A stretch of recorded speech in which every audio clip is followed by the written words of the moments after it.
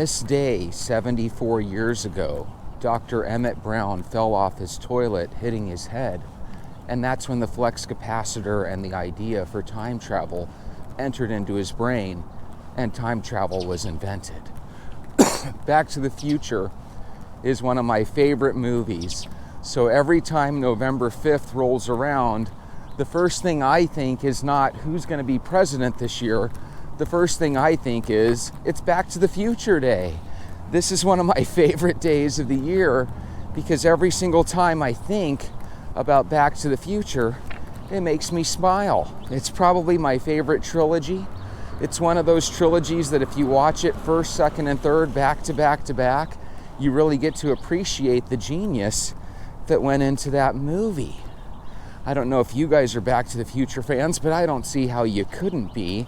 It really kind of created a buzz when it came to the future and how we viewed time travel. And I would actually say that if those movies did not exist, I don't think we would even talk about time travel very much. I think the reason we do is because of Back to the Future. Now, I know there's some H.G. Wells fans that would say, well, wait a minute, Jesse. H.G. Wells wrote The Time Machine. But again, I don't think it really affected modern day culture the way Back to the Future did. And if you were to ask a lot of, let's say, 15-year-old kids or younger, if they've ever seen Back to the Future, I'd be willing to bet that about 70 or 80% of them have seen Back to the Future. Whereas if you asked people nowadays how many of you have seen H.G. Wells' Time Machine, I bet it wouldn't be as many. Guys, in 1960 and ever since then, so for the last 64 going on 65 years, Dixville Notch, New Hampshire has done midnight voting. Dixville Notch, New Hampshire is one of these places where they usually average between 4 and 10 permanent residents. And what they do is they vote first and they count their votes first when it comes to the presidency. And I want to tell you some interesting numbers. So apparently this year they had 6 voters, 4 were registered Republicans, 2 were registered as independents. So you might think naturally, oh, they're going to lean towards Republican nominees. In 2020, Donald J. Trump had 0 votes, while Joe Biden had 5 votes. Today, it went a little bit different. Last night, I should say, Kamala Harris got 3 votes, and Donald Trump got 3 votes. Now, what this tells me is that the last election they had 5 people, and it looks like this election they had 6. But it also kind of shows me that out of those people that voted last go round, a couple of them changed their minds. No matter how you slice or dice it, this Dixville Notch vote was kind of fascinating from the standpoint of there's no registered Democrats out of the 6. 4 of them were registered as Republican, yet out of those 4, I have to assume at least 1 or 2 ended up voting for Kamala Harris. So some might say, hey, that's a good sign. Those are Republicans and independents that are voting for Kamala Harris. But at the same time, the last time they voted, all 5 of them voted for Biden, whereas this go round, they're completely split. Does this mean that it's going to be one of these votes that goes down to the wire? Probably. It probably does. So here's my question to you. Supposedly there's more independents now than ever before. And although independent candidates don't do well, independents definitely shape who wins the election. Do you feel like things have changed? Are you planning on voting for somebody that was different than the person you voted for last time? And if you voted Democrat last time, obviously your vote's going to go to somebody different, right? Because Joseph Biden is no longer in the race, so to speak. But what I mean by that is if you're voting one way, what would make you change your vote? Because it sounds to me like some of these people have decided to change their vote. I think this is going to be one of those situations where we look back on it, and I don't think it's going to be as big of a deal as we constantly make it out to be. As a matter of fact, if you've been listening to me for the past couple of months, You might recall that I would say that all through life, we've always claimed that this upcoming election is going to be the biggest election of our lifetimes. And most of the time, the day after, no matter who wins, we all end up going back to work and back to our lives. I might have said some things over the past couple weeks that offended some of you, and I apologize if you guys were offended, but one of the things that this show has kind of taught me is it's better off just to be yourself. One of the things that bothers me as I get older aren't really the national things, although those things do have effects in our lives. For me, it's more of a local thing. I've seen my neighborhood change through the years, and when things change, a lot of times you wish they could go back to the old ways that they were. And somehow, some way in this country, we now look at all the things that we did when we were growing up in the 80s and 90s, and for some reason we equate that to like the 1950s old South. And I don't think the world was like that in the 80s and 90s, at least not from my recollection. I don't look at all of us as a bunch of bad people that are trying to progress into a future of equality. I don't see it like that. I see it like this. We all grew up in a world that seemed more gentler. It seemed a little bit slower. People weren't all up in everybody's business, right? Now that happened, but those things tended to happen in small towns. People used to respect one another if you had differences of opinion. So my biggest argument and hope for the future is that maybe we could all get along better. And I think we could get along better if we started a tradition of respect. You know, some people have a tradition each weekend where they get their family together and they go to church. Some people have traditions every holiday where they get together for a feast. I think we need to make it tradition where people start to meet their neighbors again, and people start to befriend people outside of their comfort zone, and definitely outside of their echo chamber. That's one thing about this show. I know for a fact some of us are conservative, but I also know for a fact that some of us vote Democratic. There's absolutely nothing wrong with wanting to vote one way or another. And if somebody sees things completely different from you, I just believe we should have respect for that person's thoughts. Because a lot of people do, think about this stuff a lot when it comes to who they vote for, when it comes to how they see things in the world.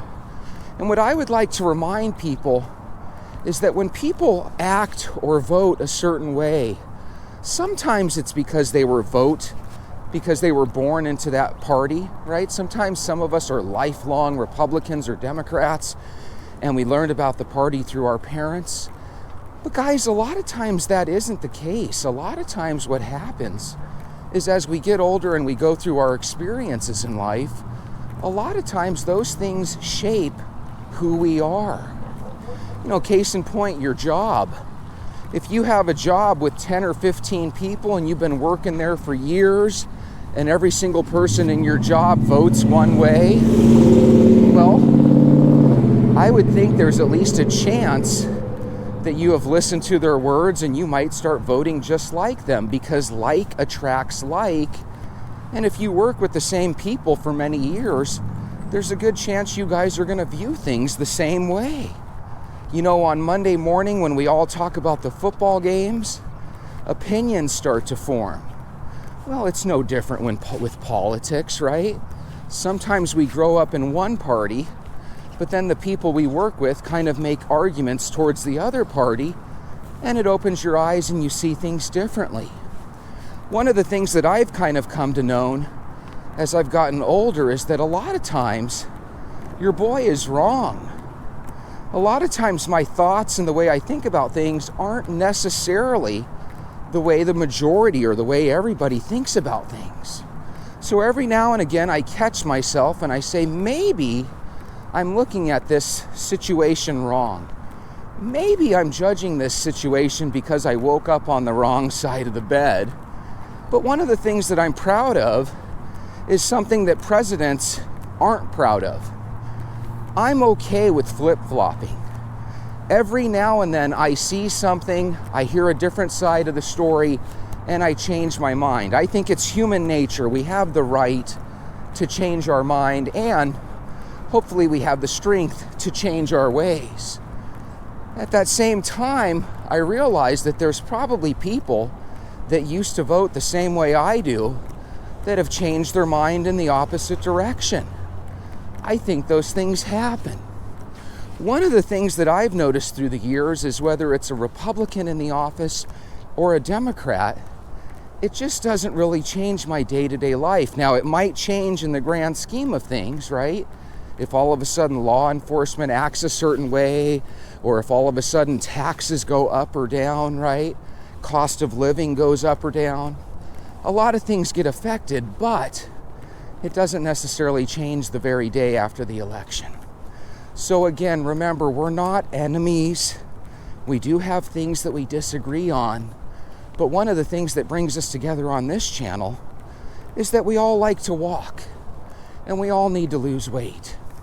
And regardless of who becomes president, we all want to make sure that we live a long, healthy life.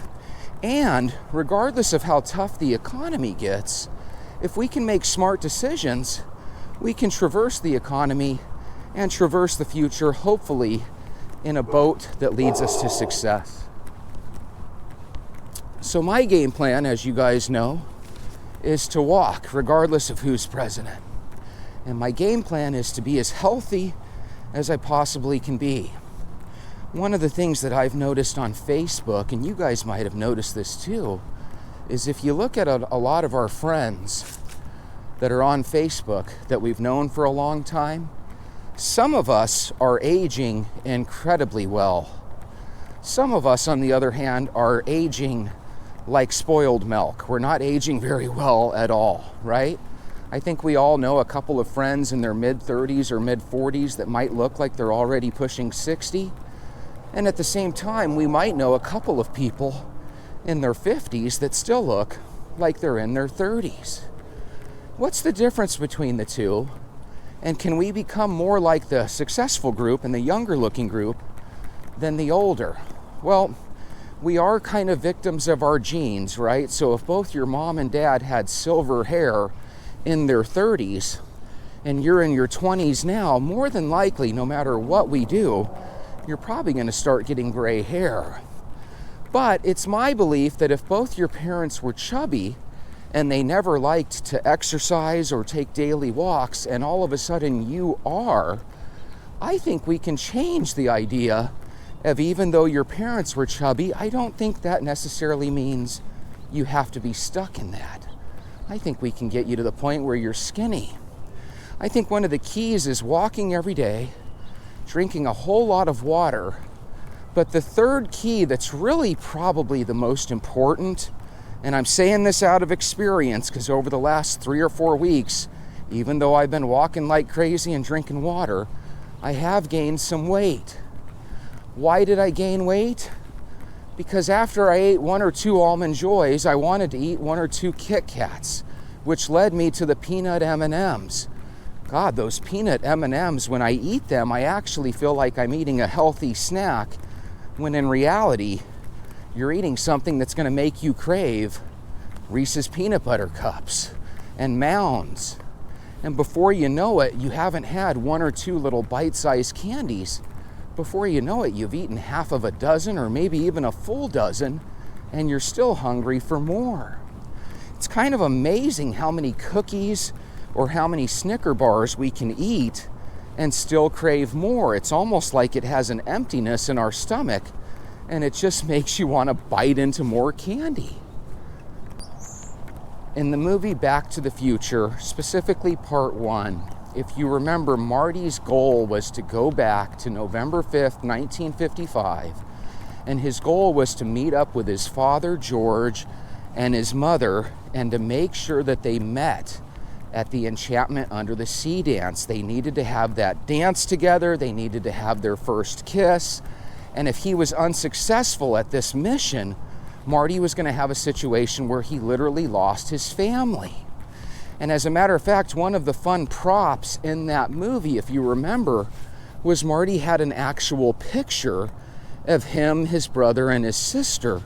And as certain moves he made in the movie were wrong, the picture of his brother and sister slowly started to fade into oblivion. So it was one of these things that he had to do different. So here's my question for you. Let's pretend like we're from the future and we just landed from our time machine, we just traveled back to November 5th, 2024. Our goal is to start a walking routine and to become healthy now, because we need to be able to shape the future of our kids and our grandkids in the future. And the only way to do that is to start a walking tradition right now. So if you're hearing my words for the first time, and maybe you like watching the show, but you've never actually put your shoes on and gotten outside and started walking, maybe today is that day to start. Put your shoes on. Let's walk every single day together. You can do it for as quick as 10 or 15 minutes. And if you do a 10 or 15 minute walk every single day, I promise you there will come a time when you decide to take it up a notch and start walking half an hour. And once you realize how relaxing and how fast a half-hour walk goes by, I think you're going to slowly but surely start to do that every single day. And if you can start walking every single day, then all of a sudden doing things in addition to walking, for example, drinking water, becomes a little bit more easy. If you start walking and drinking water, pretty soon you'll notice that you feel better about yourself mentally and physically. Hopefully, when you drink water and walk every day, hopefully it'll lead to a point where you're at least open to the idea of cutting down your sugar intake. And that's where we start to really win. Because if we can add walking and drinking water, with the idea of cutting down our sugar intake, then all of a sudden we have a recipe for longevity that's really unbeatable. Imagine where we're walking for a half hour. During that half hour, the average person is going to burn about 150 calories. If you burn 150 calories, that's about the same amount of calories that you'll take in when you're drinking a can of Coke or a can of Pepsi. So if you really want to lose weight and you're drinking soda all the time, well, we already know the plan of action to take. We need to cut down that soda intake. We need to increase our movements through walking. And then on top of that soda, we need to quit eating the cookies and donuts too. And if we do, you'll quickly find that this suit that we're in, called our body, will actually start to get a little bit more athletic, a heck of a lot more healthy, and it'll weigh a heck of a lot less.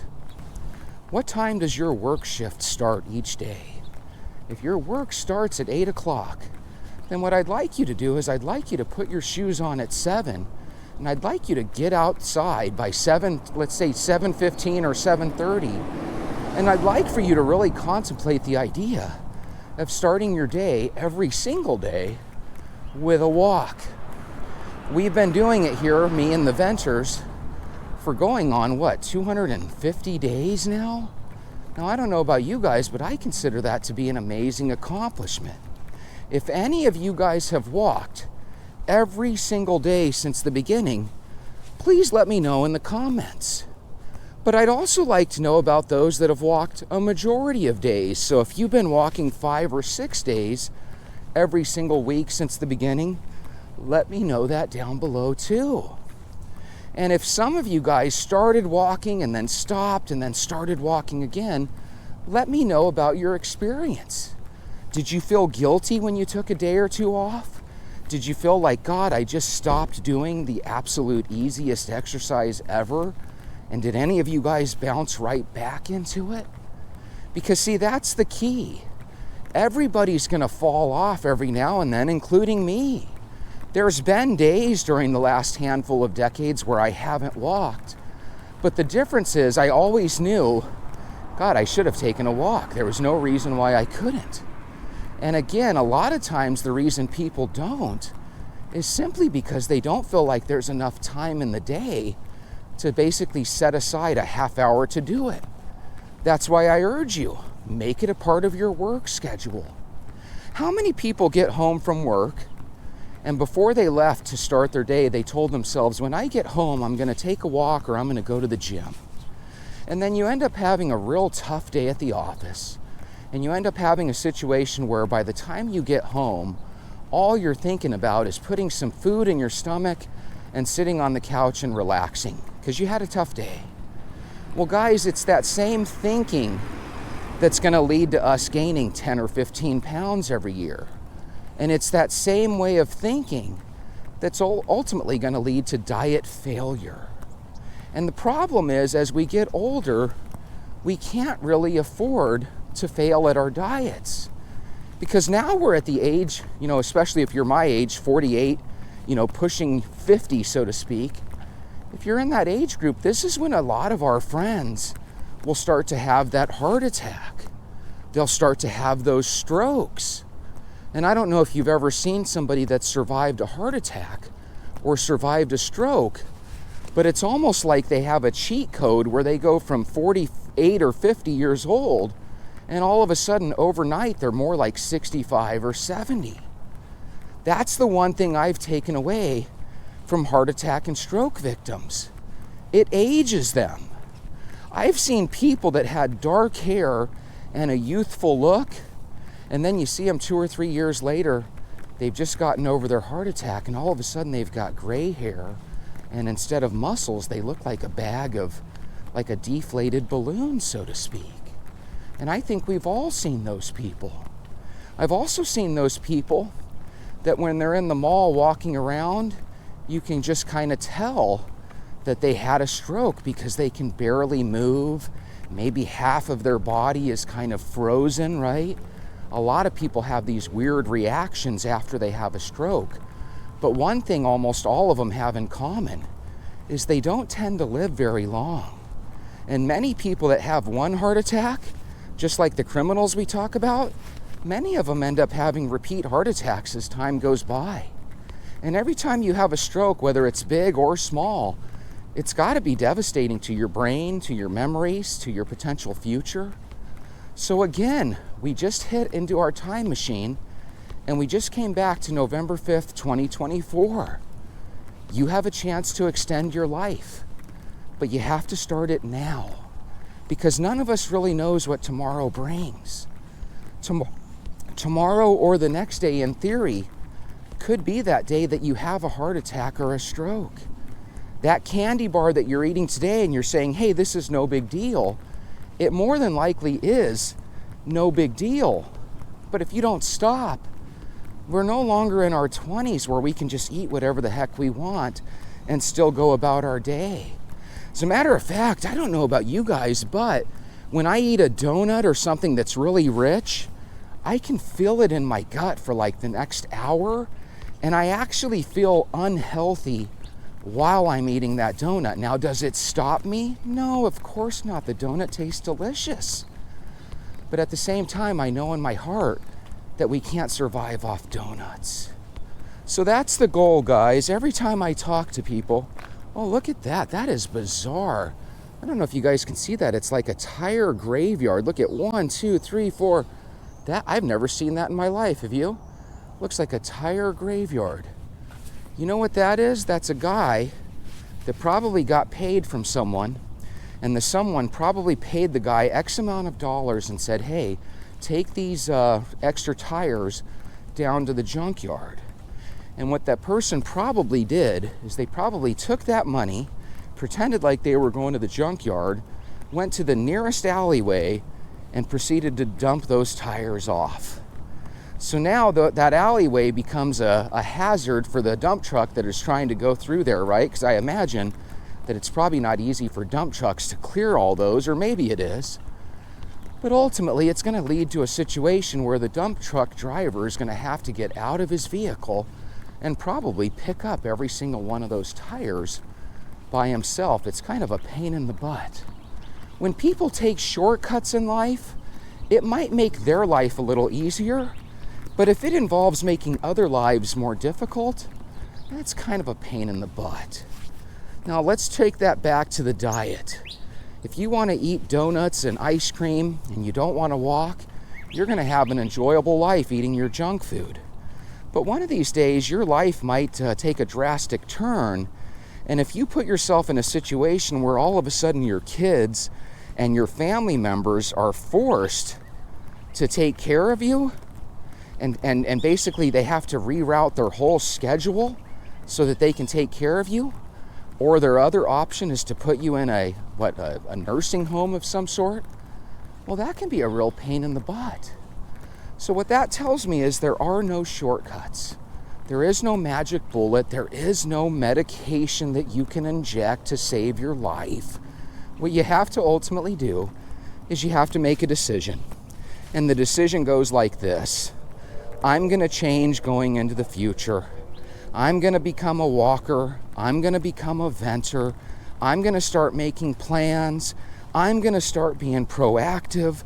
I'm going to start a healthy tradition in my family. And my goal is to get my kids and my grandkids to follow suit. Now, guys, if we can do that together, I believe we can change the world. But if we go about our day and don't do anything different, and we hope for a different result, well, the last I checked, that's insanity. So let's not be insane. Jesse, you walk every day and you're hoping for a different result. Kind of. Bob, I'm hoping each day that I can reach somebody new that wants to walk with us. The bummer about my show is that at one point it was 45 minutes and I was able to talk about everything, but nobody watched. So now that I've made it just the walk, now we've lost a lot of those people that used to like the reaction. And by the way, I haven't quit the reaction. It's just taken me a little bit of time this week because of all the things with Halloween and stuff to kind of get those reactions prepared. Like every morning, I babble a little bit, but again, that's by design. I have a job where I talk to people all the time, and I don't want to babble when I'm talking to them. So by me getting my thoughts out in the morning, it's the equivalent of my cup of coffee. And by the way, some of you guys have been trying to quit coffee. What better way to quit coffee than a morning walk where you can wake up? So I want you to have a wonderful day, and remember, no matter who you vote for, I'm still your buddy, and I still want to walk with you. And no matter who becomes president, you're still in control of your own destiny. So grab your shoes, keep walking, do some extra credit, and I'll see you tomorrow. Have a great day.